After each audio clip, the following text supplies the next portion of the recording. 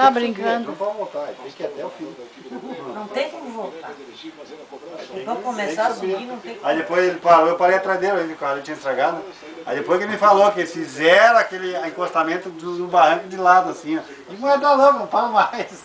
Tá, não dá mesmo. Lá pra baixo. Ah, louco, ele sai É de cima, verdade. não, eu não fico mais, não. Pode ficar estragado aí, aí que eu vou ir direto pra cima. Hein, Charles?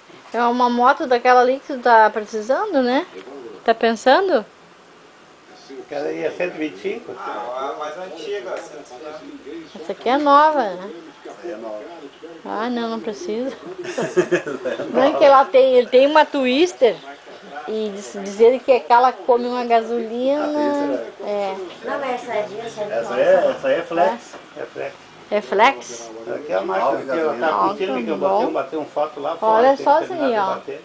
Essas É os mesmos aqui filmes que tu usa lá. É? Uhum. Em algum lugar você é obrigado a ter, né? Porque senão não vai terminar.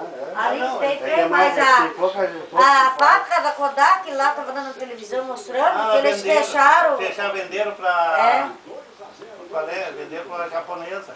É que tá saindo muitas marcas modernas agora, então é por isso que eles não estão lucrando muito, né? Já dessas novas que fizeram agora. É, eles não lucram muito. E eles Agora lucravam. aqui não tem o... Eles lucravam bem isso aí. É, faturaram bastante dinheiro, né? Mais faturado. Mas que bom que agora é